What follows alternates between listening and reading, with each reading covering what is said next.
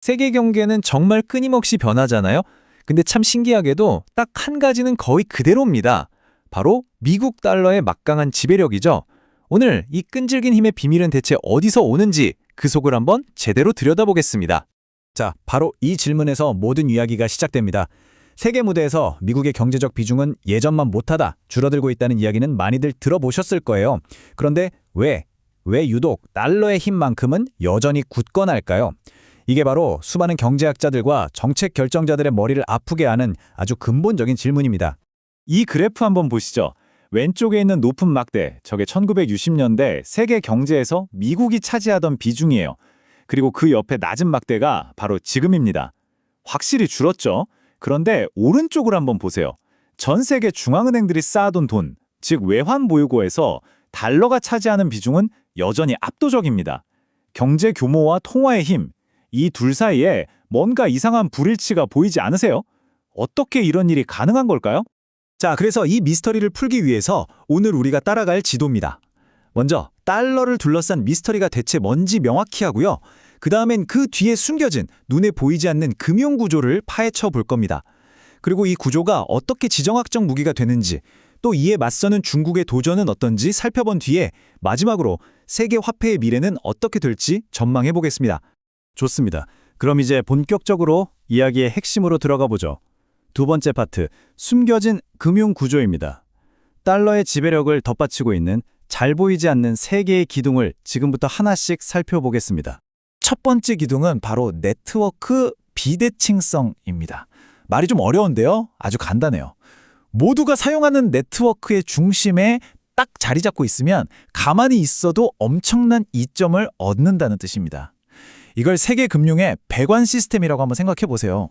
모든 수도관이 결국 하나의 중앙 밸브를 거쳐야만 한다면 그 밸브를 쥐고 있는 쪽이 모든 걸 통제하게 되겠죠? 바로 미국이, 그리고 달러가 그 중앙 밸브 역할을 하고 있는 겁니다. 이 그림을 보시면 그 과정이 바로 이해가 되실 겁니다. 예를 들어 독일은행이 일본은행에 달러를 보낸다고 한번 해보죠. 돈이 독일에서 일본으로 바로 날아가는 게 아니에요. 1단계, 거래가 시작되면 2단계에서 스위프트, SWIFT라는 국제 메시지 시스템을 거치고요. 그리고 가장 결정적인 3단계, 실제 돈의 정산은 미국 뉴욕에 있는 은행을 통해서 이루어집니다. 결국 모든 달러 거래는 좋든 싫든 뉴욕을 한번 거쳐가야 하는 거죠. 이 과정 자체가 미국의 중심적인 위치를 계속해서 강화시켜주는 겁니다. 이 네트워크 효과가 얼마나 막강한지는 이 숫자 하나로 설명이 됩니다. 88%. 이게 무슨 뜻이냐면요. 전 세계에서 일어나는 외환 거래 10건 중에 거의 9건은 달러가 한쪽에 끼어 있다는 의미입니다. 사실상 달러를 피해서 국제 거래를 하기가 거의 불가능한 수준인 거죠. 자, 두 번째 기둥으로 넘어가 볼까요? 바로 통화 계층 구조입니다. 이 세상의 모든 통화가 평등하지 않다는 개념이에요. 마치 피라미드처럼 등급이 있고 달러가 그 피라미드의 꼭대기에 있다는 거죠. 그럼 대체 무엇이 이 피라미드의 꼭대기를 결정하는 걸까요? 그건 바로 안전자산을 공급할 수 있느냐 없느냐에 달려 있습니다. 위기가 터졌을 때 전 세계 모든 사람이 믿고 돈을 맡길 수 있는 자산 말이에요. 여기 보시는 조건들, 그러니까 가치가 안정적이고 언제든 현금으로 바꿀 수 있고 또 믿을 만한 정부가 보증하는 것, 이 모든 조건을 압도적인 규모로 충족시키는 자산이 딱 하나 있습니다. 바로 미국 재무부 채권이죠. 이곳이야말로 달러를 왕좌에 앉힌 진짜 비결입니다. 이게 얼마나 강력한지는요, 미국의 전략적 경쟁자인 중국조차도 한때는 천문학적인 돈을 미국 국채에 묻어뒀다는 사실에서 분명히 드러납니다. 왜 그랬을까요? 가장 안전하고 안정적이니까요. 이제 마지막 세 번째 기둥입니다. 이건 정말 강력한 힘인데요. 바로 경로 의존성, 다른 말로 고착 효과라고 합니다. 한번 길이 만들어지고 나면 나중에 더 좋은 길이 생겨도 원래 가던 길로만 계속 가게 되는 현상이에요. 왜냐하면 새로운 길로 바꾸는 데 드는 비용과 노력이 너무 크기 때문이죠. 사실 이건 우리 일상에서도 쉽게 찾아볼 수 있습니다. 바로 이 커티 키보드를 생각해 보시면 됩니다. 지금 우리가 쓰는 이 키보드 배열이 사실 타자치기의 가장 효율적인 방식은 아니라고 하잖아요. 그런데도 왜 안 바뀔까요? 이미 전 세계 모든 컴퓨터와 사람들의 손가락이 여기에 맞춰져 있기 때문이죠. 바꾸는 게 거의 불가능합니다. 달러 시스템도 마찬가지예요.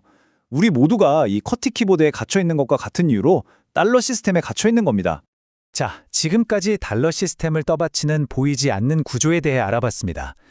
그럼 이제 세 번째 파트로 넘어가서 이 금융 배관 시스템이 어떻게 단순한 인프라를 넘어서 지정학적 판도를 바꾸는 강력한 무기가 될 수 있는지 한번 살펴보겠습니다.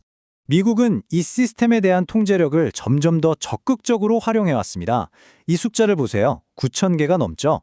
2023년까지 미국 정부의 금융 제재 대상에 오른 기관의 수입니다.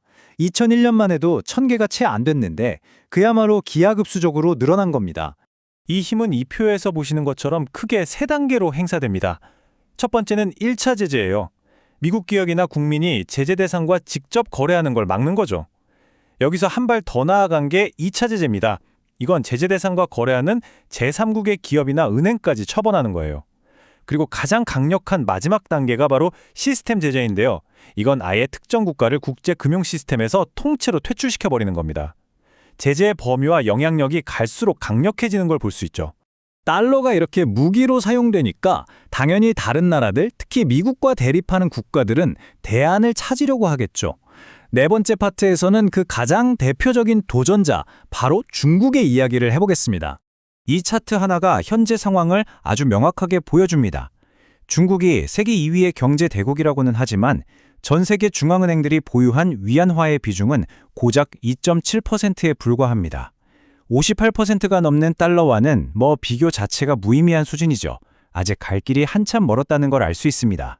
중국도 나름대로 CIPS 같은 독자적인 금융 결제 시스템을 만들어서 달러의 배관망에서 벗어나려고 애쓰고 있습니다. 하지만 전형적인 닭이 먼저냐 달걀이 먼저냐 하는 문제에 부딪히고 있죠. CIPS를 쓰는 나라가 많아져야 다른 나라도 쓸 텐데 쓰는 나라가 없으니 아무도 안 쓰려고 하는 바로 그 딜레마입니다. 스위프트가 수십 년간 쌓아온 네트워크 효과를 넘어서기가 정말 어려운 거죠. 결론적으로 중국의 도전은 단순히 경제 규모를 키운다고 해결될 문제가 아닙니다. 여기 보시는 것처럼 거대한 구조적인 장벽들이 가로막고 있어요. 아직 자본 이동을 마음대로 할 수 없다는 점, 미국 국채만큼 믿을 만한 안전자산이 없다는 점, 그리고 무엇보다도 수십 년간 우리 몸에 익숙해진 달러 시스템의 그 고착 효과라는 거대한 벽을 넘어야 합니다. 이건 정말 보통 일이 아닌 거죠. 자, 그럼 이 모든 상황을 종합해 볼 때 앞으로 세계의 돈과 권력은 어디로 흘러가게 될까요? 마지막 5번째 파트에서 함께 그 미래를 그려보겠습니다.